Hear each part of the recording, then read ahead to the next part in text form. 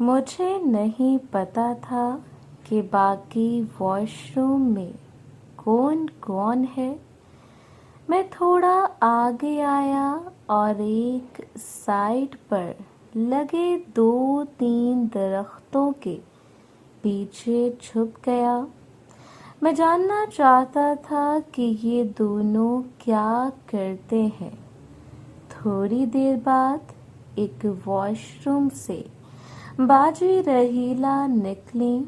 وہ باہر نکل کے ادھر ادھر دیکھنے لگیں۔ انہیں کوئی نظر نہیں آیا، لیکن جیسے ہی وہ آگے بڑھنے لگیں تو راشد اور گلفام دونوں واش روم سے باہر نکل آئے۔ دونوں علیحدہ علیحدہ واش روم میں گئے تھے۔ باجی رحیلہ جو اپنے کمرے کی طرف جا رہی تھی، گلفام تھوڑا تیز چل کے ان کے پاس آیا اور انہیں روک کر کوئی بات کرنے لگا۔ میں چونکہ ان سے تھوڑا دور تھا، اس وجہ سے مجھے ان کی آواز سنائی نہیں دے رہی تھی، اور دوسرا وہ بہت ہی آہستہ بات کر رہے تھے۔ پھر اچانک گلفام نے باجی رحیلہ کا ہاتھ پکڑا اور اس طرف جانے لگا جہاں راشد کھڑا تھا، اور وہ راشد کے پاس جا کر کھڑے ہو گئے اور پھر دوبارہ آپس میں باتیں کرنے لگے۔ راشد اور گلفام باجی رحیلہ کو کس بات پر کنونس کرنے کی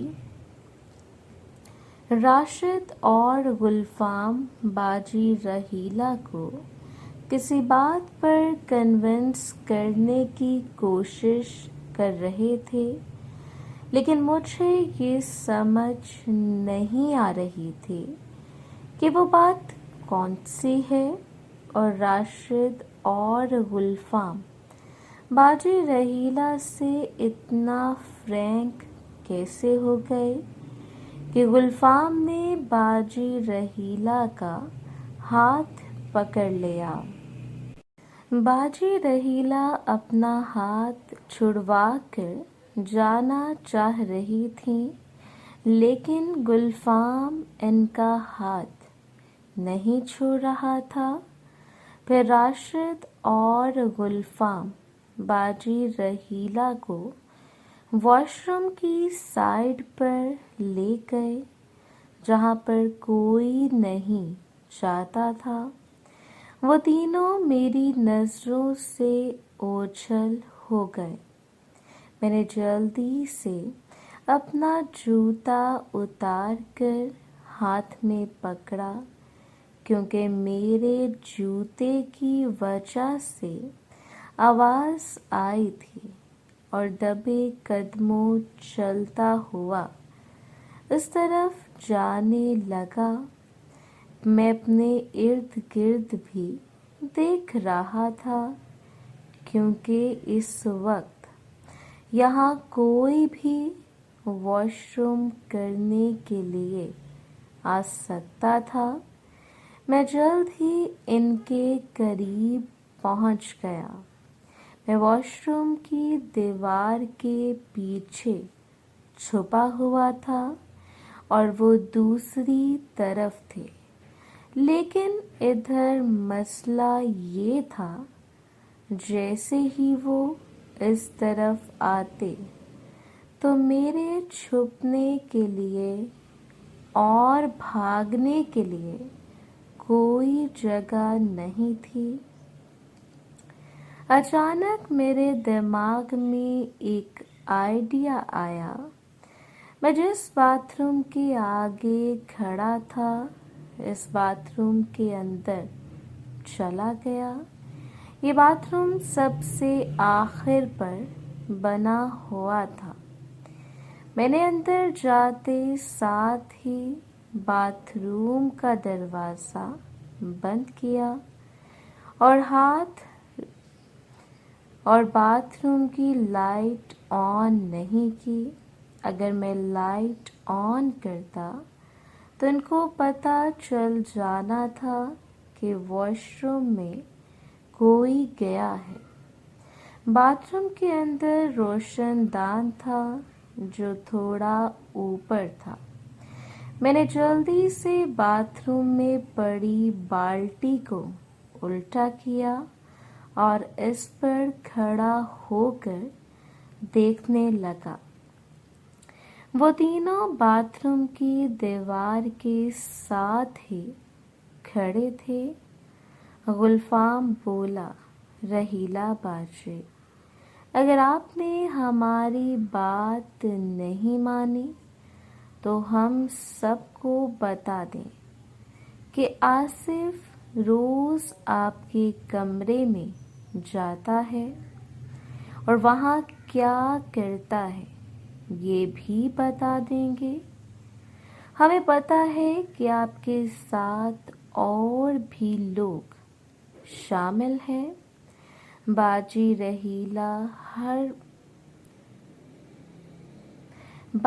रहीला हड़बड़ाते हुए बोली, तुम चाहते क्या हो? तो राशिद मुस्कुराता हुआ बोला, बाजी, आप तो वैसे ही पूछ रही है जैसे आपको कुछ पता नहीं और मासूम बनने की कोशिश कर रही है। हम वही चाहते हैं जो आसिफ आपके कमरे में आकर करता है। मैं इनकी बातें सुनकर हैरान हो रहा था कि इन्हें भी पता चल गया कि आसिफ बाजी रहीला से मुलाकात करता है। बाजी रहीला बोले, ये तुम क्या बोल रहे हो? आसिफ तो वैसे ही हमसे मिलने आता है। राशिद हंसते हुए बोला, हमें पता है वो रात के 1 बजे आकर आपसे कौन सी मुलाकात करता है। सीधी तरह मान रही हो या भी जाकर हम सबको बता दें। अब की बार बाजी रहीला ने कोई जवाब नहीं दिया और रहीला बाजी मुंह नीचे करके खड़ी हो गई। कुछ सेकंड के बाद बाजी बोली, ये जगह सेफ नहीं है। गुलफाम बोला, तो फिर ऐसा करें, आप हमारे कमरे में आ जाएं। बाजी ने कहा, नहीं, तुम मेरे साथ चलो। वो तीनों सरदारों की बिल्डिंग की तरफ जाने लगे जहां स्टोर रूम थे। जैसे ही वो लोग थोड़ा दूर गए, मैं जल्दी से बाल्टी से नीचे उतरा और वॉशरूम से बाहर निकलकर आहिस्ता आहिस्ता इनका पीछा करने लगा। स्टोर रूम के पास पहुंचने पर बाजी रहीला ने इर्द गिर्द देखा और अपने दुपट्टे से बंधी चाबी को निकाला और कमरे का ताला खोलकर तीनों अंदर चले गए। मैं जल्दी से स्टोर रूम के पीछे बनी गली में गया और जो ईंट मैंने दीवार में रखी थी वो ईंट बाहर निकाली और 2 ईंटें नीचे रखकर इन पर खड़ा होकर अंदर देखने लगा। अंदर 0 का बल्ब जल रहा था। राशिद बोला, अच्छा, तो आपने ये भी एक कमरा रखा हुआ है। बाजी रहीला बोली, मुंह बंद रखो। اور جو کام کرنے آئے ہو کرو. پہلے مجھ سے کوئی ملاقات کرے گا تو راشد اور گلفام ایک دوسرے کی طرف. پہلے مجھ سے کون ملاقات کرے گا تو راشد اور گلفام ایک دوسرے کی طرف دیکھ کر ہنسنے لگے اور بولے ہم دونوں اکٹھے آپ سے ملاقات کریں گے. باجی بولی کیا تم پاگل ہو؟ پھر کچھ سوچتے ہوئے بولی چلو ٹھیک ہے لیکن ہمارے پاس وقت زیادہ نہیں ہے. راشد اور گلفام آگے بڑھنے لگے تو رحیلہ باجی بولی پہلے مجھے ارجن دیکھنا ہے. میں بھی تو دیکھوں کون سی چیز ہے جو تمہیں اتنا تنگ کر رہی ہے. جیسے ہی باجی نے یہ بات کی راشد اور گلفام نے ایک دوسرے کی طرف دیکھا اور نیچے والا باس نیچے کر دیا. جیسے ہی میں نے نیچے دیکھا تو میں دیکھ کر حیران رہ گیا. راشد اور گلفام کے ارجن کی عمر آصف جتنی تھی. باجی رحیلہ کرسی پر بیٹھی تھیں. وہ تھوڑا آگے ہوئی اور اپنے دونوں ہاتھوں سے راشد اور گلفام کی پراپرٹی کو چیک کرنے لگیں اور بولی یہ طوطے تو اڑنے کے لیے بالکل تیار ہیں. پھر باجی چیئر سے اتر کر نیچے بیٹھ گئیں اور ملاقات کرنے لگیں. راشد اور گلفام شاید پہلی دفعہ زندگی میں ملاقات کر رہے تھے کہ ابھی باجی رحیلہ کو لالی پاپ والی ملاقات کرتے ہوئے 5 منٹ ہوئے تھے کہ راشد اور گلفام کی ملاقات ختم ہو گئی. رحیلہ باجی اٹھ کر بیٹھ گئی اور ہنسنے لگیں اور بولی تم اتنی سی ملاقات کرنے آئے تھے. راشد اور گلفام دونوں شرمندہ ہو کر کھڑے تھے. گلفام بولا باجی ہم تو پہلی دفعہ ملاقات کر رہے تھے اس لیے پتہ نہیں چلا کہ کیا ہوا. رحیلہ باجی ہنستے ہوئے بولی کوئی بات نہیں. پہلی ملاقات میں اکثر ایسا ہوتا ہے. اس کے بعد باجی بھی اٹھ کر کھڑی ہو گئیں اور ان دونوں کو پاس پڑے صوفے پر بٹھایا اور قدرتی روپ میں آ گئیں. راشد اور گلفام کی آنکھیں کھل گئیں. باجی نے راشد کو پکڑ کر نیچے بٹھایا اور راشد وہی ملاقات کرنے لگا جو ابھی تھوڑی دیر پہلے باجی رحیلہ نے کی تھی. کچھ دیر کے بعد گلفام وہی ملاقات کرنے لگا. تقریباً 15-20 منٹ گزرنے کے بعد وہ دونوں ملاقات کرنے کے لیے دوبارہ تیار ہو گئے اور تقریباً 10-15 منٹ ان کی ملاقات چلی اور پھر ملاقات ختم ہونے کے بعد تینوں کھڑے ہو گئے. باجی بولی کیا واقعی تم دونوں کی یہ پہلی ملاقات تھی؟ راشد اور گلفام نے ہاں میں سر ہلایا. باجی بولی آگے سے جب بھی آؤ تو پیکٹ ساتھ لے کر آیا کرو. اور پھر وہ تینوں کمرے سے باہر نکلے اور اسٹور کو تالا لگا کر چلے گئے. میں اس بات پر حیران تھا کہ ان دونوں کو بھی پتہ ہے کہ اس حویلی میں کیا کچھ ہو رہا ہے میں نے اندر ہی اندر فیصلہ کر لیا کہ اب مجھے بہت محتاط ہو کر چلنا ہوگا۔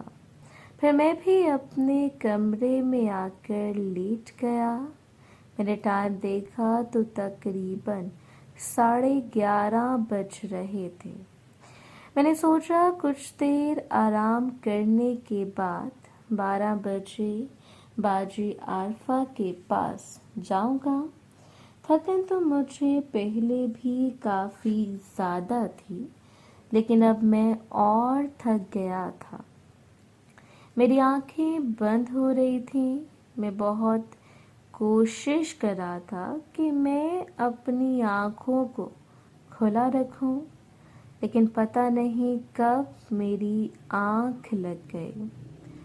رات کا پتہ نہیں کون سا پہر تھا۔ مجھے ایسا محسوس ہوا جیسے میرے ساتھ کوئی لیٹا ہوا ہے۔ مجھے یہ سب خواب لگ رہا تھا۔ ایک ہاتھ میرے اوپر گھوم رہا تھا، کبھی وہ میرے چہرے کے پاس آتا، کبھی ارجن کے پاس چلا جاتا۔ میں سب بہت انجوائے کر رہا تھا۔ اچانک مجھے احساس ہوا کہ خواب نہیں، حقیقت ہے۔ میرے رونگٹے کھڑے ہو گئے اور ڈر اور خوف کی وجہ سے میرا دل زور زور سے دھڑکنے لگا۔ میں اپنے آپ کو دوسری طرف کرنے لگا، لیکن وہ ہاتھ مجھے بار بار اپنے قریب کر رہا تھا۔ میں اٹھنا بھی چاہ رہا تھا، لیکن وہ ہاتھ مجھے اٹھنے نہیں دے رہا تھا۔ میرے اندر خوف اور ڈر اتنا بڑھ گیا کہ میں چیخنے لگا۔ جیسے ہی میں چیخنے لگا وہ ہاتھ میرے منہ پر آ گیا اور شیخ کی آواز میرے کان میں سنائی دی۔ میں نے ڈرتے ہوئے پوچھا، کون ہو تم؟ ایک چہرہ میرے کان کے پاس آیا اور بولی، وہی جسے تم بہت پیار کرتے ہو۔